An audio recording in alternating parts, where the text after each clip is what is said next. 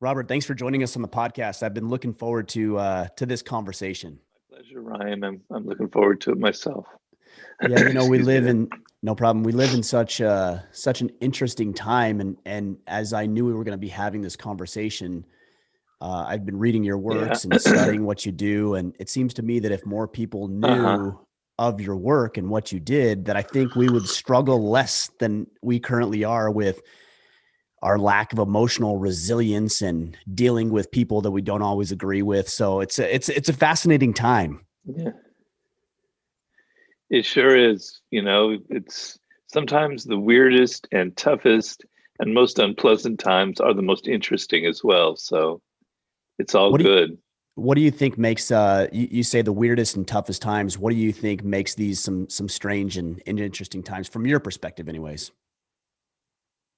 Well, I think we're going through some massive paradigm shifts here.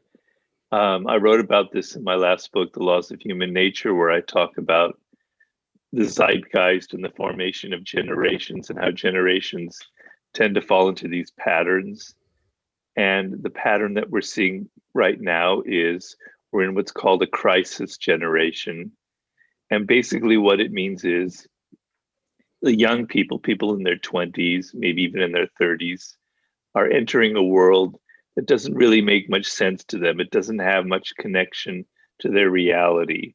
They've grown up in with a different model. They've grown up with technology, unlike my generation, and so they have different values, different tastes, different fashions, etc.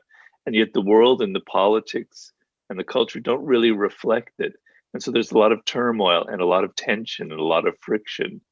And it's one of those generations where people are very confused and they don't really know what's next, but they're yearning for change, but they're not sure what that change would be. So that creates a lot of confusion. And that what generally ensues, and I think is awaiting us in the next decade or so, is a kind of revolutionary generation where a new generation emerges, Generation Y or Z or whatever they call them, Sure. um, that, sorry, that will create something new, will create new values, new forms, new structures, new ways of doing things that will reflect more of the spirit of the times. Because right now there's a kind of disconnect. And the boomers that have so much dominated the theater stage for so long are slowly getting older, they're dying, they're not in positions of power. So there's going to be a great shift. But in the meantime, it's very confusing and difficult and tough to live through. And then, of course, you throw in pandemic and you throw in the effects of social media and you throw in all of the division in our country.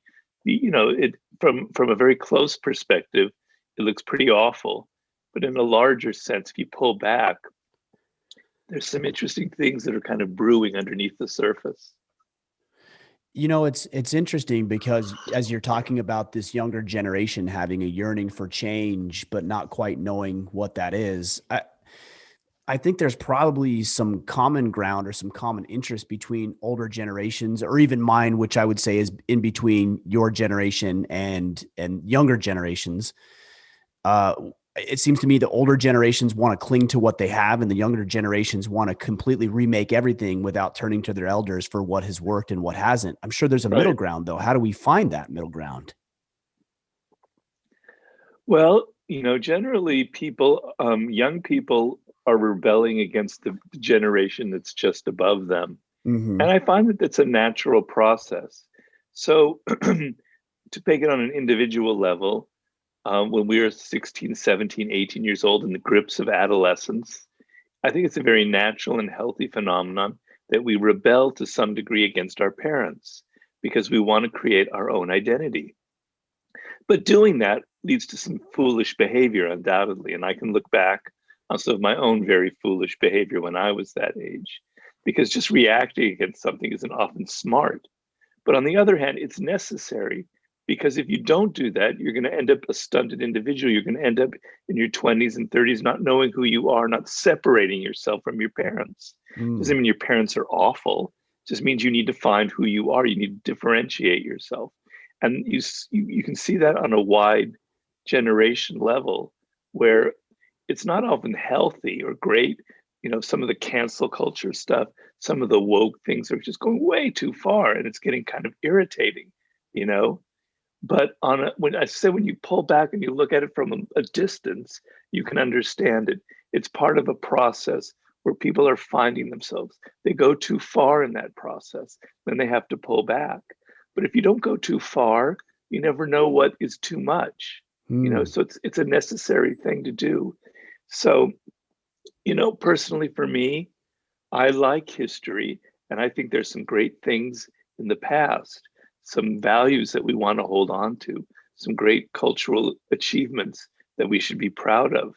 So all of the stuff where people are just, canceling or disavowing, dropping the name of Abraham Lincoln High School or whatever, that's just silliness. It's stupid. It's pure stupidity. But on another level, I can understand where it comes from. And I think hopefully at some point it will even itself out and people will realize they've gone too far, and they'll find a way to create change, but change that's a little bit more rational. I might be wrong there. I don't know. I don't have a crystal ball, but that's my hope. Well, I can certainly hope that as well. And I think one of the biggest challenges with younger generations that we see, and I can definitely appreciate your comments on the desire to rebel, because I had that, you had that, everybody has that, and it is healthy. I see my oldest son, for example, he's 13 years old, and he's getting a little bit more mouthy to me than he has in the past, and he doesn't want me around as much as he used to, and as hurtful as that can be as his father, who has been accustomed to having him be around me and want to be around me all the time and look to me as some sort of, idol. It's good, and I see that as being a good thing. But one of the Definitely. problems that I think the younger generations have is they have access to social media, which is not something I had when I was younger, and you as well. And Yeah. so we get these horrible ideas that aren't tested in reality, and then they start to spread where I don't know that they would have spread 30 years ago like they do today. Like, give me an example. We talk about this cancel culture, for example. Yeah. Yeah. Cancel culture is a prime example of that, because uh, people that were misguided or chose to be offended by quote unquote microaggressions didn't have the opportunity to rally together the way that they do now and be outraged as an organization. Before, they just had to deal with it, and you just moved on with your life and got to whatever it is that you were doing, and it was Yeah. unimportant. So we make things Yeah. that are unimportant more important than I think they really are.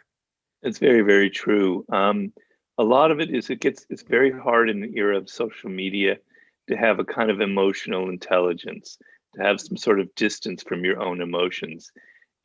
Things like Twitter, et cetera, they're like rage factories.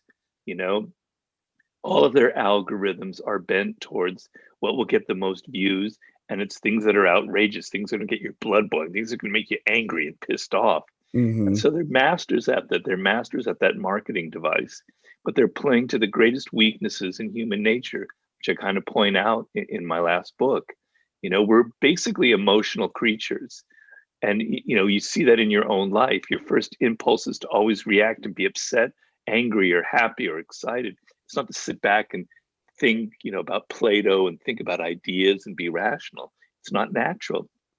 You have to go through a process. That's part of becoming a human being. It's part of becoming self-aware and not just reacting to everything that happens. So what you were saying is a very good point, because it's very dangerous when you're at that age of 13, 14, 15, where they're the most formative years, where they're not giving you the space to kind of reflect a little bit. Everything is so much in your face. I know Mm. when I was a kid, I'm not trying to make out as if I had a superior childhood, because there were many things that were wrong with my childhood. I had wonderful parents. But one thing I had, I was alone a lot. I had time to be alone. I had time to reflect. I had created my own games, my own fantasy world. I didn't have somebody always in my face telling me what to think, telling me what to feel, telling me what's cool, telling me what's not cool. I could kind Mm. of, grow into what my own weirdness, into what makes me different. And so I can have a lot of empathy for young people. It's not their fault, really. You have to give them some slack, because they didn't invent social media. They didn't choose to be born into this world. They think it's fine. They think it's wonderful. They think it's like the air they breathe, but they don't understand that it's very dangerous and it's something very hard to control. So I can understand, the problems that it's kind of creating for people, particularly when you're in your formative years. I think you're right. And when you say that we can't blame them, but I also believe, and I think you would attest to this as well, that we have a moral obligation to teach and to coach and to instruct and guide. But it seems to me that generally, we're just talking about on a macro level, that we're more interested in making sure that their feelings are protected and they don't Yeah. feel left out, or that they don't feel unimportant. And I had plenty of that when I was a child. I got left out and I got kicked off the teams, and I went through my Yeah. fair share of hardship, and that actually made me a more resilient individual as an adult. I fear that our children aren't receiving those painful opportunities and lessons.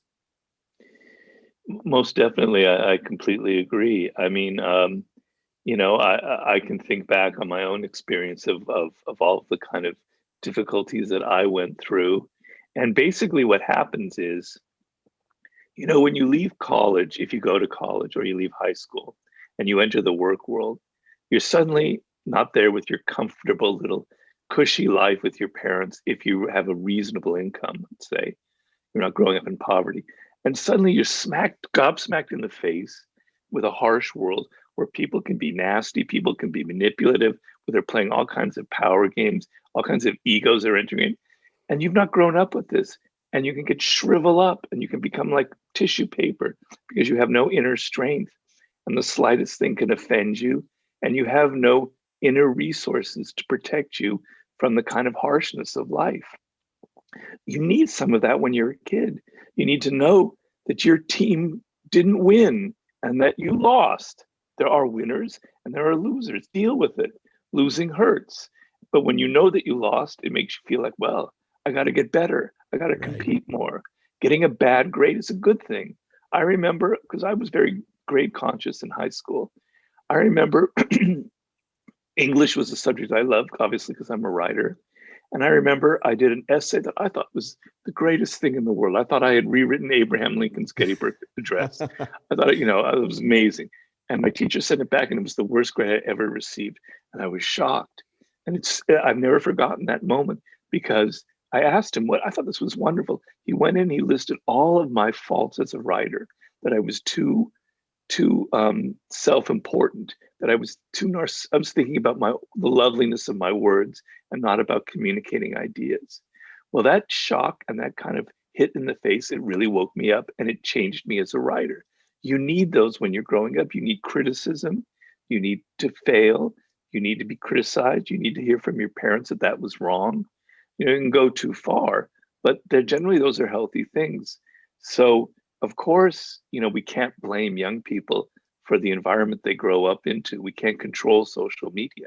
But you're right, as a parent, you have a responsibility to not give in to this really weak idea that you have to coddle kids. The kids are so fragile that you have to envelop them in bubble wrap, that they can't have anything happen to them. Children and young people are actually incredibly resilient. They actually can, and actually criticizing them gives them a sense that they're loved, that you care for them. Whereas Hmm. always coddling them doesn't feel like that. So you have space to give them some tough knocks, because that's what's going to, the worst people in the world are those who are born with a silver spoon in their mouth, who inherit lots of money, who inherit and then get shifted right through the fast track to Yale or Harvard. And they have no inner resources, they have no skills.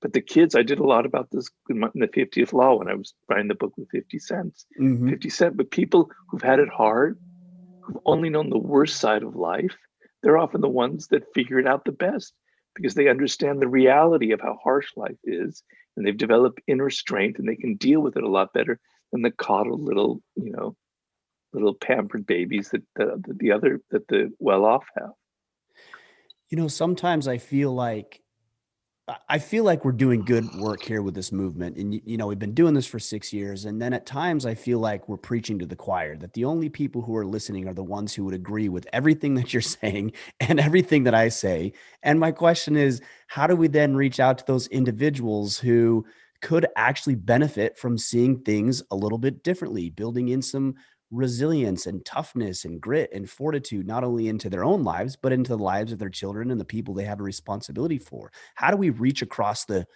quote unquote aisle to reach these other people who need to hear these messages? Well, there's two possible routes. There's the more important one of our culture at large, which needs to change some of its values.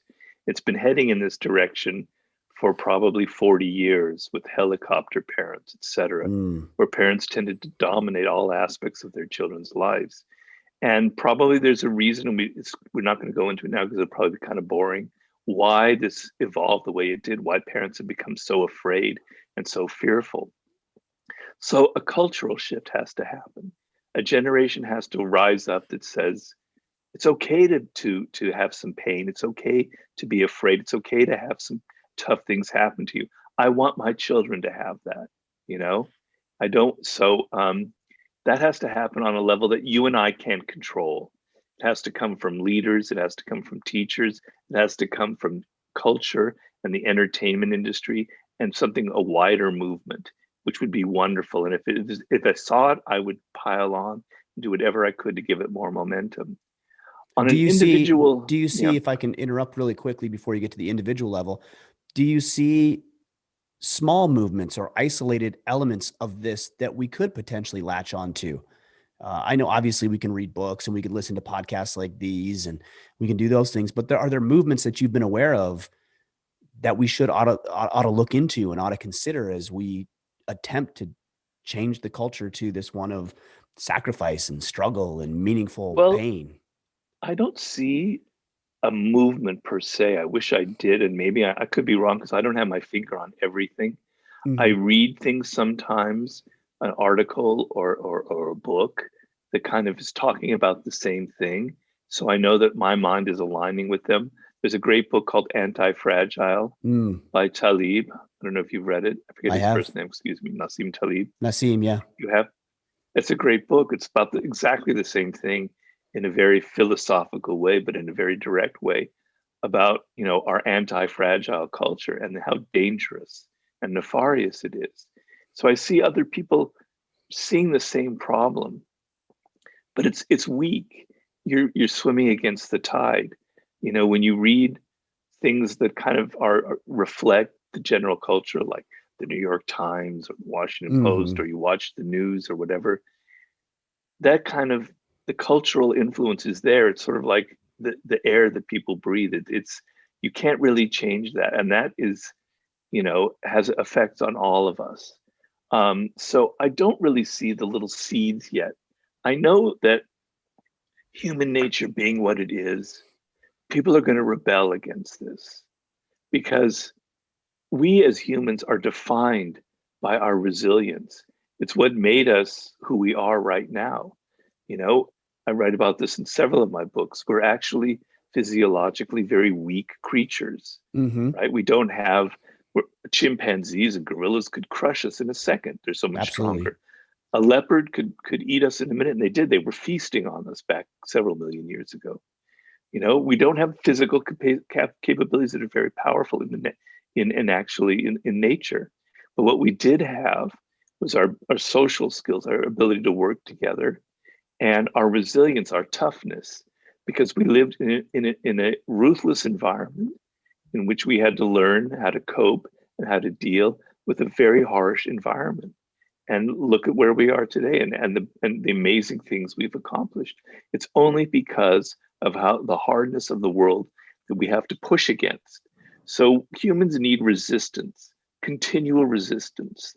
The environment needs to press on them and make them go, God, I don't want this. I've got to figure out a better way. And then we become incredibly inventive, right? So, but if you take that pressure away, if everything is easy and nice and wonderful, and you don't feel the environment pressing in on you, then we opposite happens. We just melt. We become decadent. We don't have any inner skills. It's the end of all of the great civilizations that what doomed ancient Rome. And perhaps it's happening to us right now. So, but we crave actually some kind of resistance. If you like to exercise, like I like to exercise, It's, only like by swimming, the water is resisting you. Lifting weights, it's resisting you. Running, that's what makes you stronger and tougher. And you actually enjoy that feeling of something pushing against you. And so I think that at some point, people will be so sick of this that they'll rebel against it. They'll crave some kind of, one thing I do see is I see a lot of people engaging in kind of what looks like from a close-up self-destructive behavior. They're doing their parkouring, whatever you call it. They're mountain climbing and the most Hmm. dangerous things. But that's great. That's great because you realize that you want to put your life at risk. You want to do something kind of dangerous and risky. So on individual levels, when I see that, I find that as a kind of rebellion against the fearful, safe culture that we live in.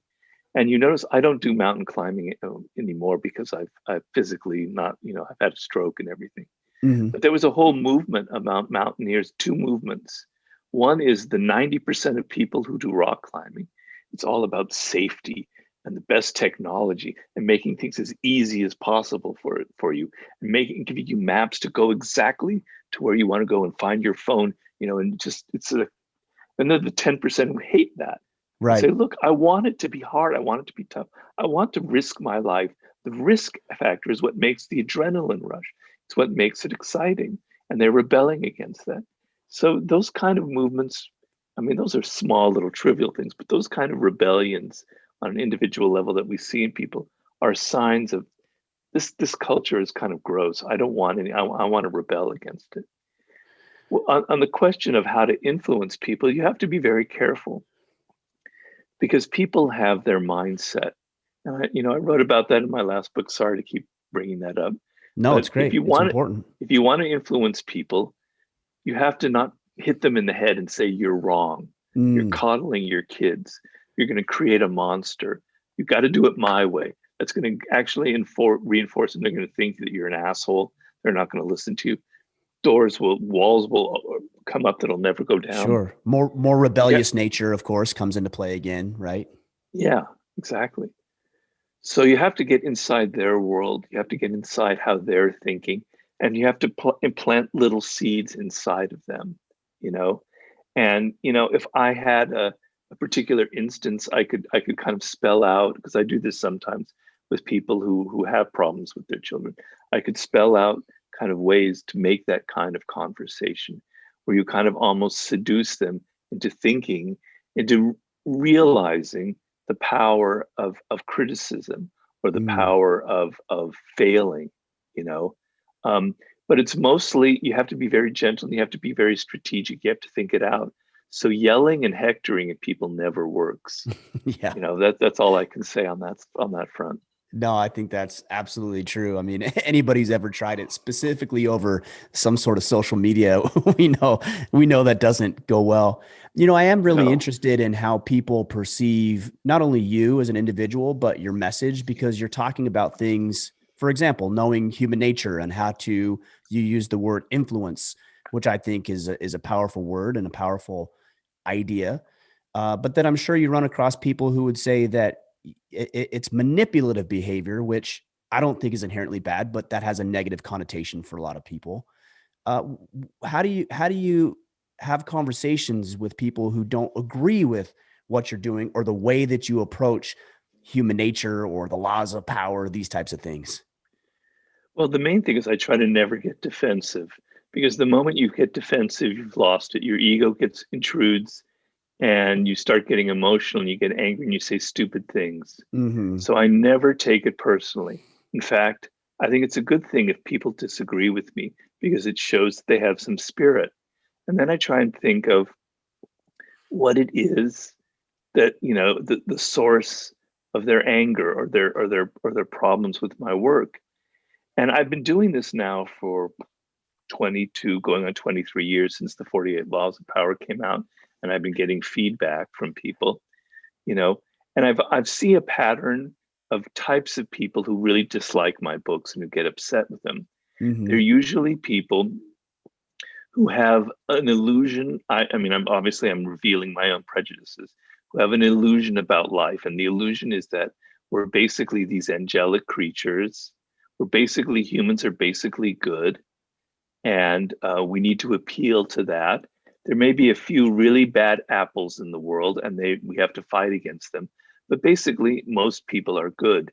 I would never manipulate. I would never Mm. do anything like that. I'm not interested in power. I'm always interested in the betterment of mankind and helping other people. And I find those are the ones who really, really get upset with my books because I'm touching a chord and I'm hitting a nerve where they realize unconsciously, maybe that's not true. Maybe I have a manipulative side. Maybe there's a dark part of my nature. Maybe I'm not as saintly and as good as I think I am. When you touch that little raw nerve, they react and they get very upset and they go the opposite direction. They direct their anger at me and they're really upset at me, Mm. for revealing what they think is taboo. And so I have to be very careful. It's like surgery. If you cut with a too thick a knife, you're going to cut the brain open. You have to be Sure. very delicate with these little instruments that you apply, and you have to say, well, for example, do you ever think about, children, for instance? Children we think of as really angelic and sweet and nice. But have you ever had children? I'll ask them. They go, yeah. Do you remember the kind of nasty side of your children when they Oh, were growing up? How horrible. rough they could be, Totally. and how they would manipulate you, how they would play on all of your emotions, all of your love to get exactly what they wanted out of you. I go, sure, yeah, yeah, sure, I remember that. Well, if children are like that at the age of 4 or 3, you don't think that says that there's something deep in human nature? They haven't yet been socialized. They haven't yet had all that drummed out. Wouldn't you say that there's a manipulative side to human nature that's kind of ingrained and that we sort of repress or try to disguise as we get older? If I can win that small point, if I can get that wedge in there, I have a little opening then to bring my heavier artillery in there. But I have to first sort of create a little space. And I'll use an example like that. Or then I'll say, in the area of seduction, because I wrote a book called The Art of Seduction, which some people will criticize. Well, a lot of people will criticize for being too manipulative, blah, blah, blah, blah, blah. Mm-hmm. And I Mm-hmm. go, all right, have you ever been interested in a man or a woman, whomever I'm talking to, and that you really, really want them, you want them in your life, you want to have sex with them, you want to have a relationship? Yeah, sure, okay. Um, on that first date, did you just simply wear what you normally wear? Did you simply talk how you normally talk? Did you like go out pizza and beer, or did you go to a nice restaurant? Did you try to impress them and kind of tailor what you said to bring out your best side? Well, yeah, okay. Well, would you consider that manipulative? Would you consider that being direct and honest? No. You were trying to impress them, which is natural. There's nothing, no shame about it. It's part of courtship. It's part of what you have to do. If you just reveal how relaxed and lazy you are and how you eat normally kind of bad food and how you dress poorly and how you like, the worst kind of films and you watch a lot of porn, they're never going to be interested in you, right? So you show them your best side. Yeah, okay. Then I've got my little wedge in there, and I got them to reveal the fact that in matters of love, they do tend to manipulate, at least what I would call manipulation. So that's how I would approach it. Yeah, that makes sense. It seems to me that, and I'm guilty of this too. I'm not pointing fingers at anybody that I wouldn't be willing to point at myself. But it seems to me that we're a little bit delusional about how we show up, our desires, even if they're maybe not righteous or virtuous desires. It seems though that the more that we acknowledge our natural human tendencies to be lazy and immediate gratification and want the result without the effort, when we actually recognize that in ourselves, we give ourselves the opportunity to address it in an appropriate way that will help produce positive outcomes for ourselves and the people that we care about, our wives, children, friends, clients, et cetera, et cetera. Well, it comes down to one very important question. Are you interested in actually having results in life? Are you actually interested in getting what you want and having a better life? Or are you interested in just whining and complaining and feeling aggrieved and feeling like the world is against you? What matters to you most? Okay. Well, if it matters getting results, then let's look at it this way. Let's say you want to get somebody interested in your idea, or you want to change your son's behavior. But let's say you want to have your film funded and you need money and you're looking for backers for it, okay? Now you have to then make a decision. Are you going to think about them and what they want and their world and their values and their ideas? Or are you going to be wrapped up in your ego and just go simply tell them, I have this great idea for a film. It's going to be so great. Give me your $5 million, please, because it's going to make you a fortune, etc. Which is honestly, because I live here in Hollywood and I know it very well, that's how 98% of people approach any kind of pitch meeting or any kind of sell. They're Hmm. thinking of themselves. They haven't done any research. They haven't gone into the mind or spirit of the other person, right? So if you want success, if you want things to happen, you have to do the work. You have to expend the effort, because normally we take the path of least resistance and we want things easy. We always want to dream about the great results. So you have to be strategic in life, and then you have to go to the next step. All right, what can influence this person to want to fund my film? All right, who are they? What have they funded before? What are they looking for? What is their family life like? What are their friends like? What is their world like? What are their values? All right, now I have an idea. I have an idea about that. All right, what might appeal to their self-interest, right? Now, some people might step back and go, wow, you're being kind of manipulative there. You know, you're kind of like playing on their psychology and their weaknesses to get what you want, man. That's not good. That's not healthy. Blah, blah, Right. blah, blah, blah. But it's no, it is, because I want to get results. I don't want to waste time. I don't want to bullshit. I don't want to get gratify my ego. I don't want to tell my friends how wonderful I am. I want to actually get the fucking thing funded. And once that gets funded, the world opens up for me. So when you think of results and you think of being practical, then you have to enter the realm of manipulation, of strategy, of persuasion and influence, and it changes the whole game. It's inevitable. It's inevitable in life with human beings if you want to accomplish things. I'm not sure I answered your question because I kind of No, I, went I off I on. think you're right on. I think people get so hung up on the term manipulation, and it's really kind of an amoral term. It's not good nor bad. It's just really how you use it. I had a chiropractor, for example, come to my house a couple of days ago, and he was quite literally manipulating my spine. He's Yeah, I know what pushing that's on like. this area and that area, and he was Yeah. doing it for a reason, to get the spine back in alignment, et cetera, et cetera. And I think as long as your motives are pure, there's a lot of opportunities for, we'll use the term manipulation because that's what we've been using, where interests are aligned. This podcast is a great example. Our interests are aligned. You would not have agreed to come on this podcast if there wasn't some thing that you felt you could benefit from. And I wouldn't have invited you if there wasn't something that I didn't think I could benefit from by having you here. So Right, yes, exactly. maybe we looked after our own interest and we appealed to the other person's interest, but it aligned and we created a win-win opportunity and situation here. That's right. That's right. And it's how you have to think in the world. I mean, I don't think there are enough people on that level, because so much behavior seems all about winning ego points and Mm, about proving you're right. If you enter an argument and it's all about, I want to prove that I'm right and you're wrong, then give up right then. But if you enter an argument and you go, I want to maybe change their opinion. I want to maybe have an effect on them. I want to maybe slowly make them realize that maybe there is a different way of looking at the world, not better, but different way of looking at the world. Okay. Once you make that decision in your head, then the whole game changes. Then you have the ability to perhaps alter their opinion or influence them. If you think you can go through life without that ability, you're a moron, right? mm.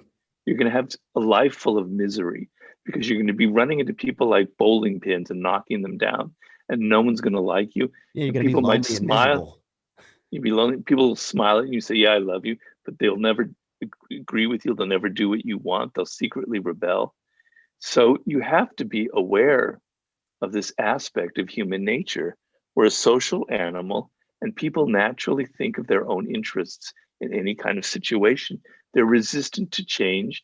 They have their own ideas. They don't love your ideas because you're you. And you have to deal with that. And you have to find a way to overcome that. And you have to be strategic. So, if I can't get people to believe that and agree with me on that, then there's no point in even discussing it, because we don't see the world in the same way, you know. Right. But I make a point in my books. This is the last thing I'll say. I deliberately, in my book, The 33 Strategies of War, I brought in the character of Mahatma Gandhi, because here you have the most saintly figure in history. People always point to him about civil disobedience, Mm-hmm. about no guns, no violence, etc.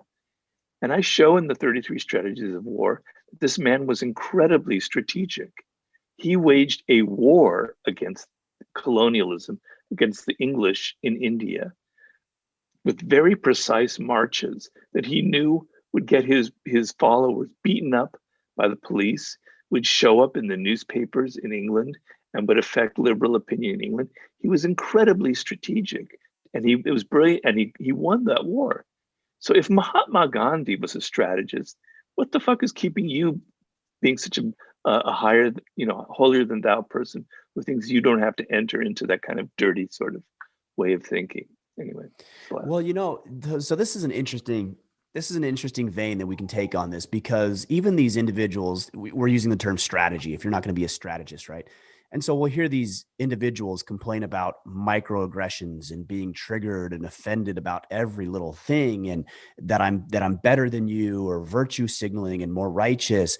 I actually think that a lot of these individuals know exactly what they're doing, and we aren't quite giving them credit for it. They're using whining, complaining, bitching, moaning, virtue signaling as a tactic, a strategy to get exactly what they want. And many of us write it off as they're morons, they're dumb, but they're actually not. They're being very tactical in their approach. They're just using this method to get what it is they want, which is attention or yeah, money or notoriety or fame or whatever.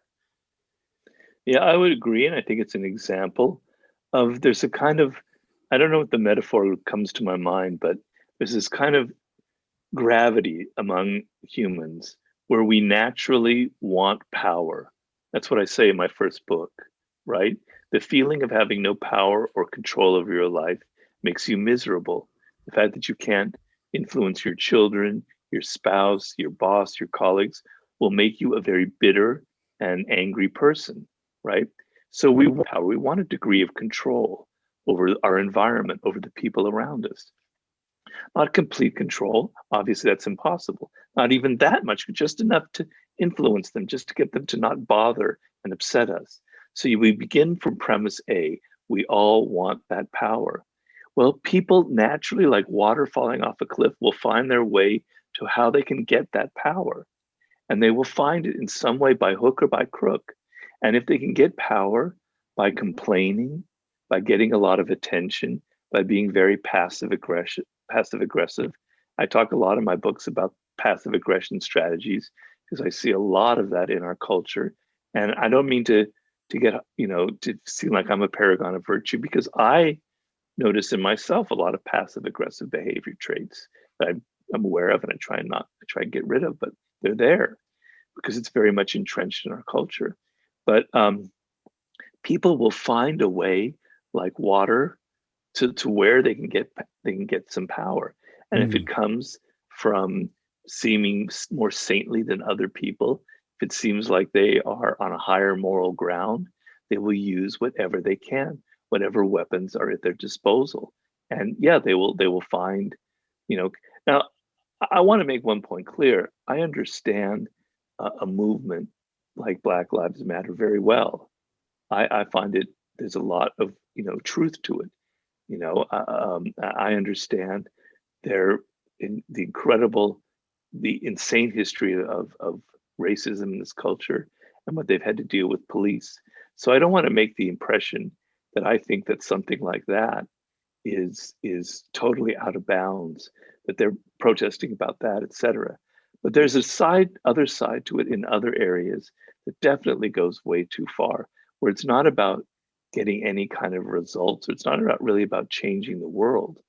It's not about practical solutions or changing the police mentality and actually make creating some kind of justice. It's about just you know appearing saintlier, virtue signaling. So I differentiate that. People who are fighting an injustice and they're practical and they're strategic, I'm totally on board with it. I think it's great, it's healthy, and it's human. But those whose strategies are all geared towards getting attention and whining and complaining, yes, they'll get some kind of power in our culture, but it's a power that doesn't lead to anything. It doesn't lead to anything practical. It just leads to a lot of fear and a lot of intimidation. So, that's all. I just want to bring that up.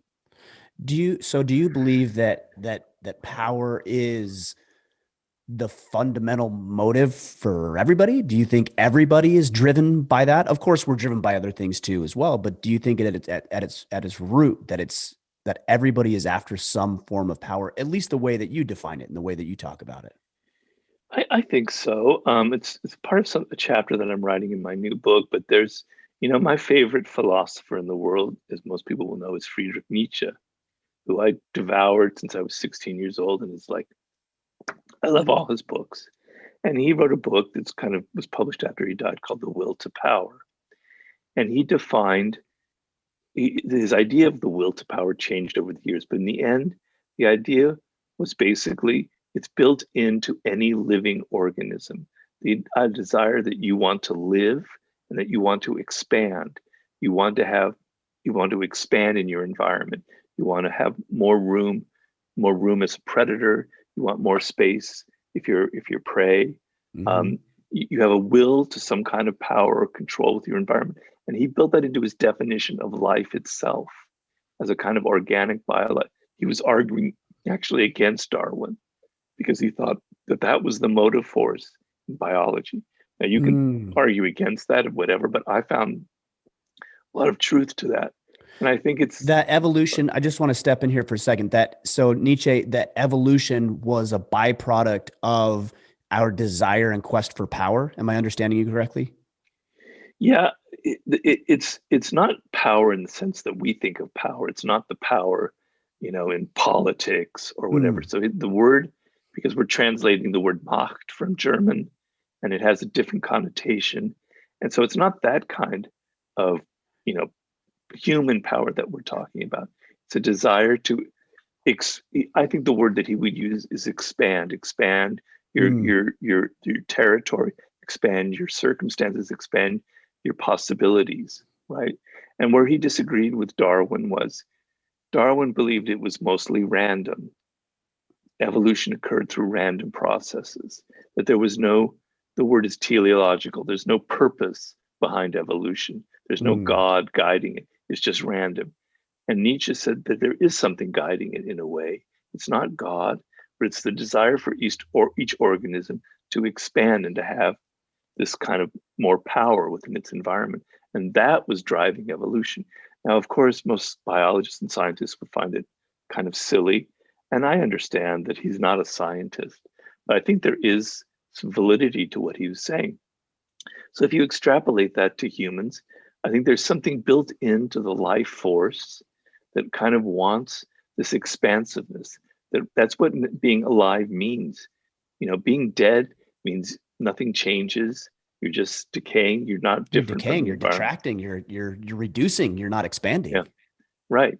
So just by breathing and just by being alive and by being, as we are omnivores, you're trying to expand your range of possibilities in life. That is a will to power, and I believe it's extremely natural. And I give the point, as I said earlier, if you look at your child, even at the age of 1 or 2, they're displaying this already, maybe even younger. I don't even know, 3 months old. They're displaying it already. Oh, from the time they're born, because what do? They cry because they need something. So that is their built-in biological system saying, I need something and you need to give it to me. Yeah, exactly. Why do people reject this idea then? I mean, not everybody, but there's a large percentage of people that reject this idea of power. Is it because we put a negative connotation? I mean, the only thing I could think is that we might assume that power exclusively means, and I think this is a growing trend in society, that if I have something or I obtain some level of power or growth or my bank account increases, then it came at the expense of somebody else. I think that's a big problem that a lot of people have or assume is the case. Well, it probably did come at the expense of somebody else, but that's the nature of life.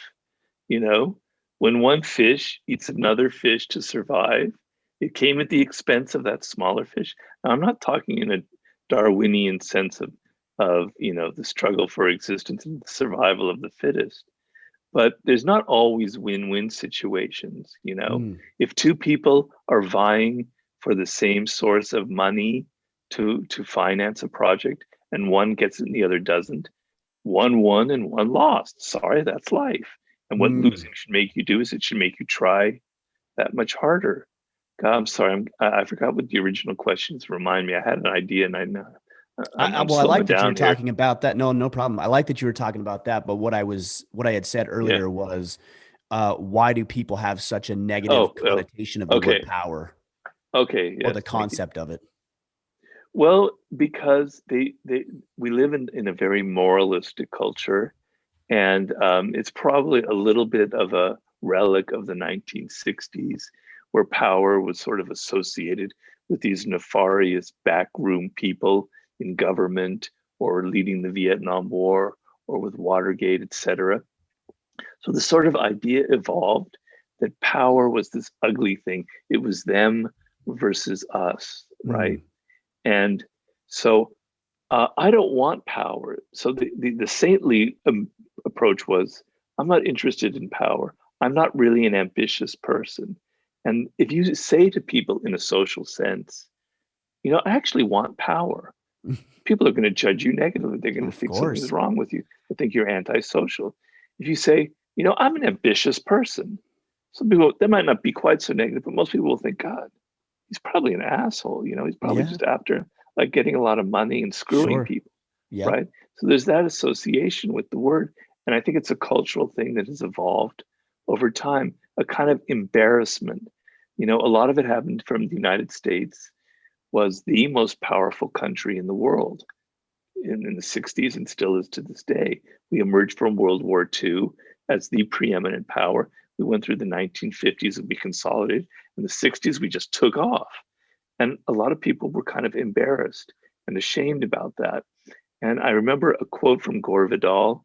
I can't remember the exact quote, but he was saying that people have this illusion that they want to believe that America became the most powerful country in the world just by being good, just by being Mm. decent. There was no kind of games being played, no kind of exploitation, no kind of warfare. And then he said, look at Franklin Delano Roosevelt. And this is something I've written about. He was an extremely power hungry, ambitious, manipulative politician who accomplished amazingly great things for us, brought us through the worst depression in our history, brought us through the worst war in our history. But look, he was very much interested in power. So we're embarrassed about it. We're ashamed about being human itself. And that's what I write about in The Laws of Human Nature. We're actually rebelling against being human, because being human means to be a complete individual, is to have aggressive impulses, is to have dirty, nasty thoughts about other people. It is to be envious. It's also to be cooperative. It's also to be intelligent. But we want to repress all that dark stuff and just imagine that we're these, as this one woman said, that we're descended from angels instead of primates. Mm. We want to get rid of that primate origin of ours and just imagine that we're these sort of angelic creatures, right? And so there's an embarrassment about being human itself, about our basic drives, about the dirty aspects of human behavior. And there's a tremendous amount of shame of it.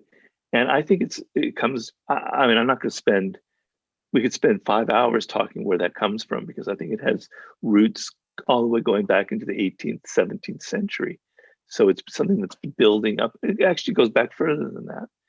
But you don't see that kind of shame and embarrassment in ancient cultures and more indigenous cultures.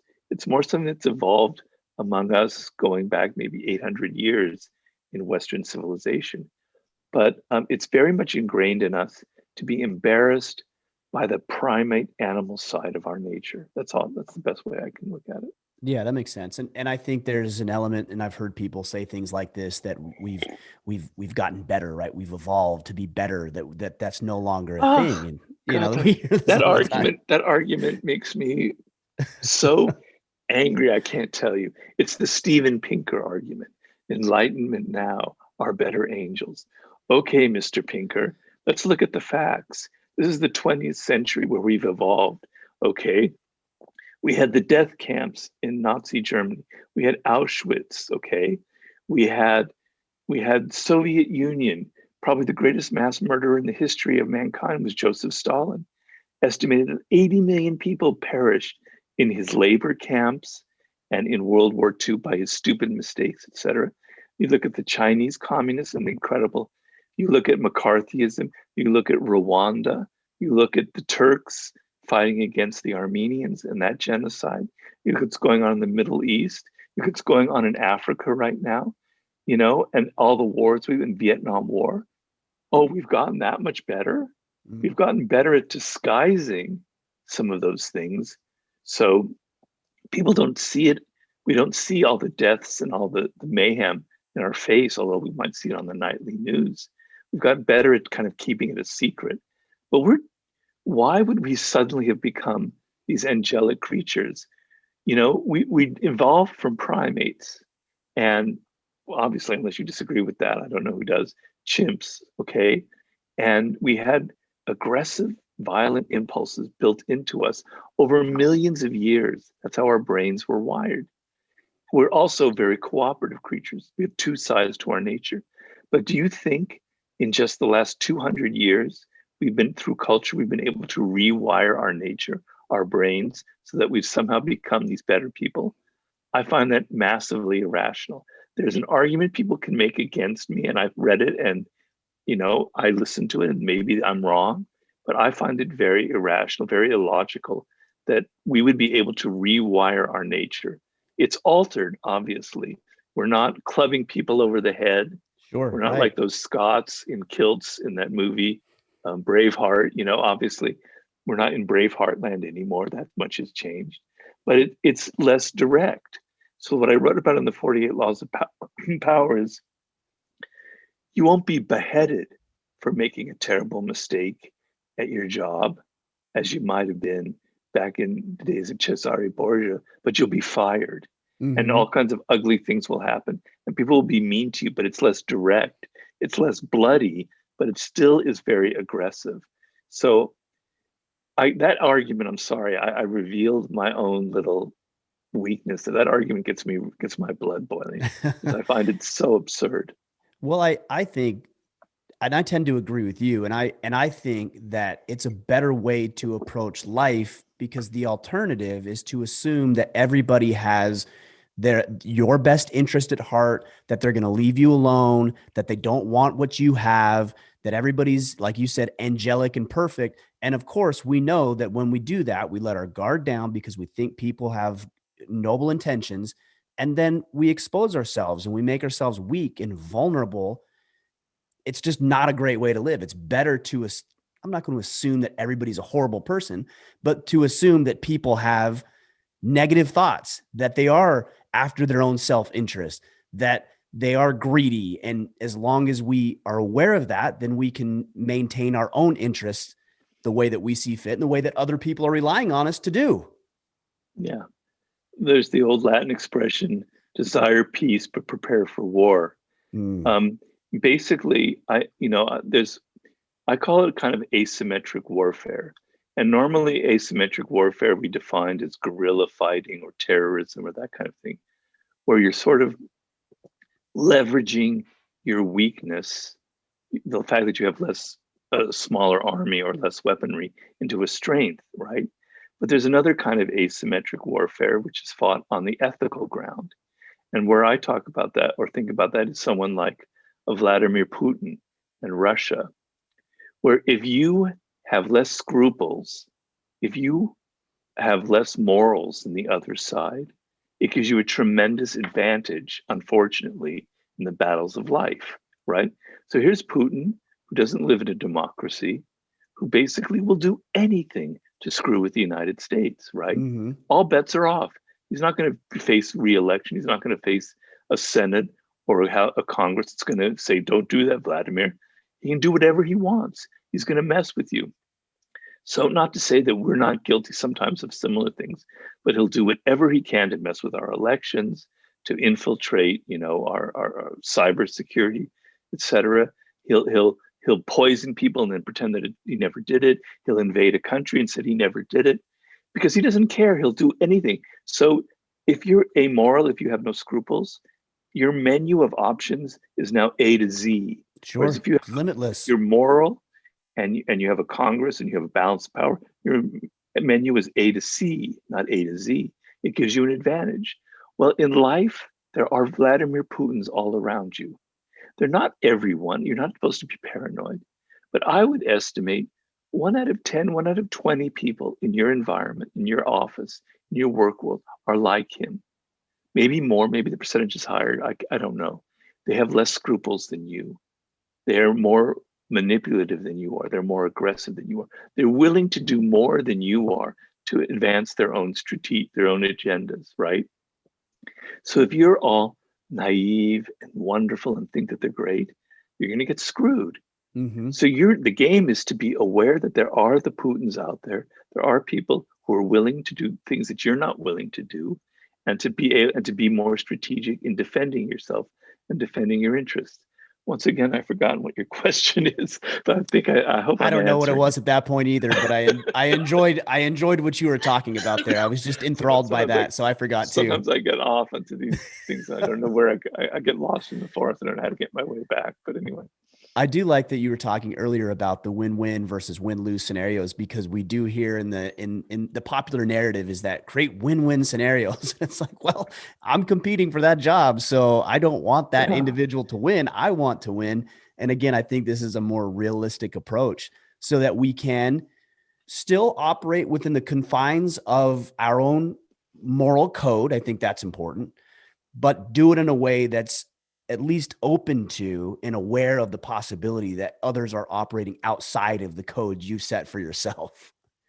Yeah, I mean, I'm not advocating that we become like Putin or that we fight like he does. No, not at all. That would actually give him a victory because then we're like lowering ourselves to his level. It's good Mm-hmm. that you have values. It's good that you're a decent person. These are laudable qualities that you don't want to hurt people, that you want to cooperate, that you want to work as a team, that you're able to let go of your ego and work together on a project. These are values I espouse as well. My only point is there are other people not operating by the rules of that game, right? And a lot of the mayhem and trouble in life comes from people like that. And that's where I wrote the 48 Laws of Power from. It came from a place like that, where I grew up basically a kind of idealistic young man who thought we're here in a job to get great things done together. And I was smacked in the face by reality where there were people out there who didn't give a damn about getting things done. They just wanted to gratify their ego and grab power. Mm-hmm. And it hurt me. I suffered deeply from my naivete. So I want us all to keep our great values, our pro social values. I just want us to be aware that there are other people not playing by those rules, and also to be aware that if we want to accomplish anything, if we want to create a better world, if we want to have a movement that changes things, that makes people more aware or whatever, we have to be strategic. We can't just go out and say all the wonderful things we believe in. We have to actually step back and think and plot a course. And sometimes we need to manipulate. So I just want to take the guilt out of that. But it doesn't mean that I'm saying we're all nasty. We all have to become nasty. I hope people don't misunderstand me on that level. Yeah, I appreciate you saying that. I think that is an important distinction. You alluded earlier to a new book. Can you disclose or share any of that with us today? Well, it's kind of a hard book to describe. It's sort of going off in a new direction. It's a little bit. It's not quite such a. It's not a book about power manipulation, really, or anything like that. It's a book about what I call the sublime. And in the Laws of Human Nature, my last chapter is about directly that. And then I had a chapter in the 50th Law, the book I did with 50 Cent about that. And basically, the chapter is um, I'm trying to say that by nature, we humans live in a world that's kind of like a circle that circumscribes us. We have certain codes and conventions that we all have to abide by. These are things that we have to, forms of behavior that we have to adhere to in order to be considered polite and civilized. But it's not just our behavior, it's our ideas. Our thoughts have to be within that circle. We have certain ideas and values that come from our culture, etc. And just outside of that circle lies the realm of what I call the sublime. Exploring what is taboo, or exploring where other people don't go, or taking thoughts that no one has ever thought before and traveling beyond the boundaries of where we're supposed to be Hmm. is an exciting, enervating. It makes you youthful again. I didn't mean the word enervating. It excites you. It enlivens you, right? It opens you up to life. And that's the ultimate circle thing that creates that circle is death itself, because that's the ultimate limit. And so the word sublime means up to the threshold of a door. And Hmm. so you're moving up to the threshold of death itself, and you're looking what might be beyond it, what actually transcends you, what actually it means to be dead, to carry your own mortality within you. And so I ally it with the feeling of death itself. And it is a book that I intended to write. So I have all kinds of experiences that I consider that way. Our relationship to the universe, our relationship to life, how we live, how our relationship to history, to animals, to our own brains. These are all insanely sublime things.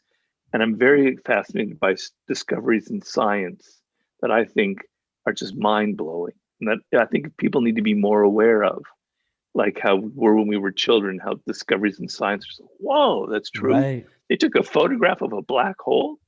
They can now describe what it might be like to fall into a black hole. These are things that are so beyond what we normally can process that they create a certain emotional resonance in them. But anyway, I've been meaning to write the book 15 years ago or so. And then I got distracted by the book with 50 Cent. And then I got distracted by Mastery and lots. And now I'm going back to it. Basically, I came this close to dying myself a little over 2 years ago. I had a stroke, pretty severe stroke. I was in Right. a coma. I was driving my car at the time. If my Wow. wife hadn't been there, I would have been in an accident. I would have not. I would have I'd either be dead or I'd have severe brain damage. I came this close to dying. So I wrote about that in the last chapter of The Laws of Human Nature, 2 months before I had my stroke. And then suddenly it became my reality, right? And so now I've had to deal with it on a personal level. And so it's not just a intellectual exercise as it might have been 15 years ago. It's a very real, visceral exercise for me Hmm. because I know what it means to see through that door, to open the door and see the other side of death, because I felt it in me and I still carry that sensation in me every day of my life, you know. So it's opened me up to the fact that, wow, in California, the sky is blue, their birds are chirping, there are leaves on the trees, and I'm alive to see it. That's Hmm. insane. Yeah. It's insane the world that we live in. It's actually incredibly sublime and awesome. We just go around immersed in social media, and we're not looking at how incredibly wondrous this world is that we live around. I'm not coming off as too Pollyannish, but it's a very sincere book in that sense. Well, I think it sounds, based on your description, different than what you've written in the past. I'm very anxious to get It my is. hands on it and have a Yeah, I read. hope I'm going to disappoint some people. I'm going to find some new readers. I'm going to disappoint a few others. Well, you're gonna, But, you know, regardless of what you put out there, there's always gonna be people who are gonna be disappointed. So we know we don't have to worry about I that. know. I know exactly, particularly in this world. Yeah. Yeah, Absolutely. I don't think about that. I think about what is right for me in the moment and what I think the culture wants. So Yeah. And also, for myself anyways, is what do I think is going to impact people positively, and what is a message that I can personally share, that I'm yeah, qualified to share, that will help people in their own way and on their own journey. That's an important thing for me too. yeah, Yeah. you have to think that way. Otherwise, you get kind of soulless. If you're only thinking about money and pleasing people, you lose your soul. So I never think about those things. I think about what I want, what I think people need. Yeah. Yeah.